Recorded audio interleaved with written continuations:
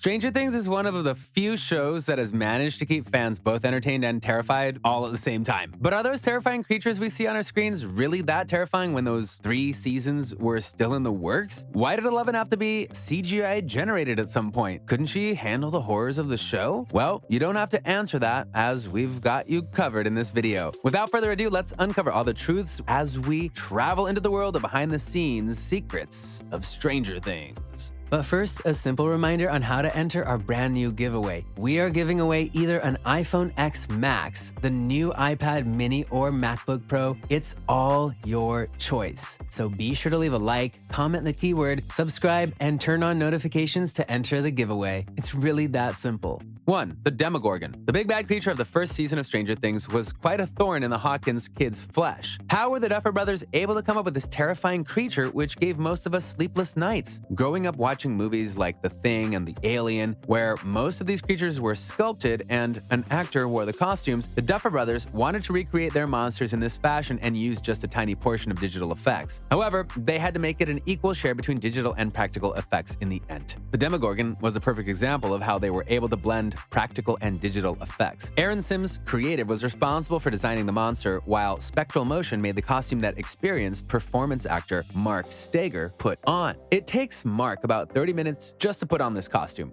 All these were the practical effects sections. An example of where digital effects came to the rescue was when the Demogorgon had to open up its petal-like mouth. In scenes like this, digital effects were used to design that disgusting petal-like mouth filled with slimy teeth. Ugh. The teams at Aaron Sims and Spectral Motion described this project as challenging and fun, as they only had a time frame of 2 months to come up with the design of the Demogorgon. 2. The Upside Down. Well, we know very little about the Upside Down in the show. What we do know about was how the location was set up. The Duffer Brothers used the buyer's house as the practical location for many scenes in the Upside Down. This means they had to build the house in such a way that they could easily take down the walls. The black void of the Upside Down was made using a hockey rink filled with enough water so that anyone who walked on it would have his full reflection on the surface of the water. This proved to be a low-budget option compared to that used in the Under the Skin movie starring Scarlett Johansson. In the movie, they used a room filled with black reflective glass. That must have cost them a fortune. Another distinctive feature of the Upside Down was the randomly moving spores. Have you ever wondered how realistic these spores look? Well, they aren't real. Initially, the Duffer Brothers wanted to use actual spores, so they got a man that kept blowing dandelion seeds on sets where the Upside Down was used. Imagine visiting the Stranger Things set and you see a man blowing seeds. Wouldn't that look funny? Exactly.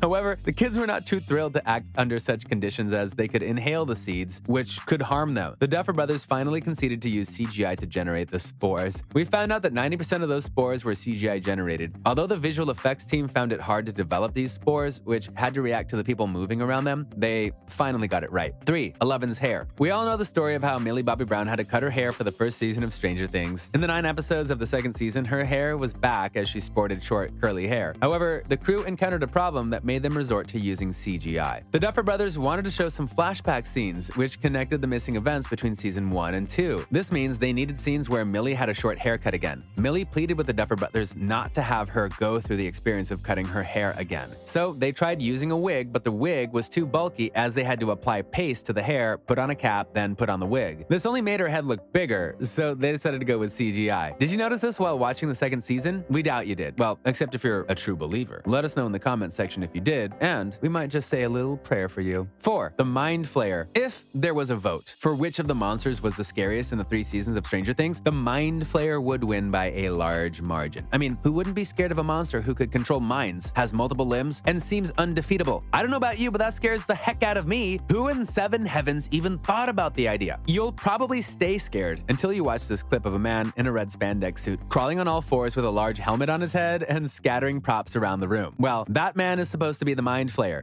Yeah, you heard us right. I don't mince words. This man had to put on this kazoo helmet to read the light sources and construct the Mind Flayer's body around it. There are also many VFX breakdown videos by the digital houses that worked on the show, which analyzed how they were able to produce the digital effects used in the show. These videos show how almost all of the battle at the Starcourt Mall was CGI developed. Those exploding rats that made up the Mind Flayer too, you know the answer to that already. quality. 5. Dustin's Demodog. Anyone remember where Dustin found his little cute tadpole-like creature, which turned out to be a Demodog? We all know that the creature doesn't exist, and they couldn't use an actual tadpole because they're definitely not that big, so they had to use CGI to generate it. The next question on your mind is probably how the actors could keep their eye line on the imaginary creature while they acted, or how were those who carried it focused on it? Simple, with the use of jellies, not those sweet types you consume. We could imagine one of the cast members eating the Demodog jellies after they had to retake a scene. That would be hilarious. They shaped incredible jelly into action figures of demo puppies, after which they used CGI to turn these creatures into the horrors we see on our screens. This helps to give the cast members something to look at. That way their eyes were not in the wrong place when the crew had to edit the scenes. When Dustin finally got reunited with his fully grown Demodog, they couldn't use the jelly as the stand-in as it was too small, so they used plastic heads that were as big as the Demodogs and put them on sticks. 6. The location of the shooting. Away from all those technicalities, let's discuss the locations of the sets of the 3 seasons. The shooting of the 3 seasons were based in Atlanta, Georgia. The Duffer Brothers initially wanted to shoot on Long Island, but they started making the show around September. Long Island is notoriously known for being cold around this period, and we definitely don't want the actors freezing to death, so they chose Atlanta instead. The brothers used Jackson as the imaginary town of Hawkins. Other memorable locations in season 1 included Georgia Mental Health Institute and Screen Gem Studios, where they did the post-production. 7. The budget for the show. In modern showbiz, the amount of money used to produce movies and pay the actors is always huge. Stranger Things proved to be no different, as the first season reportedly had a budget of $6 million per episode, while that of the second season was upped to $8 million per episode. Although this is relatively small compared to some other shows, it's still a high sum of money, considering that the show wasn't popular at the time. It was a considerable risk for Netflix, which paid off in the end. 8. The cast helps choose its music. One feature that leaves Stranger Things fans stuck on the show is the nostalgic feelings it evokes whenever they watch it. One essential aspect that helps with this feature is the music used throughout the show. Although Matt and Ross Duffer always get the credits for curating the music played on the show, the brothers also asked the actors for suggestions on the type of music to be played. Jake Montgomery, who played Billy Hargrove, revealed that the Duffer Brothers asked him which song he would like to play in his introductory scene. He chose In-A-Gadda-Da-Vida by Iron Butterfly. This song shows his love for psychedelic rock and heavy metal type of music. The Duffer Brothers eventually went with the 80s classic Rock You Like a Hurricane by Scorpion. 9. Stranger Things has a preference among other shows. One clause inserted in the contract of all Stranger Things actors is that the show comes first among all other projects they might be working on. While this might seem strange, sorry about the pun, there was a clash of interests for Finn Wolfhard during season 1. Finn almost lost his role in the horror movie It, Chapter 1, because his filming times clashed with Stranger Things. Fortunately for him, the Duffer Brothers adjusted the shooting of Stranger Things to accommodate him. Ever since then, they have made this rule to prevent such occurrences from happening again. This brings this video to a wrap.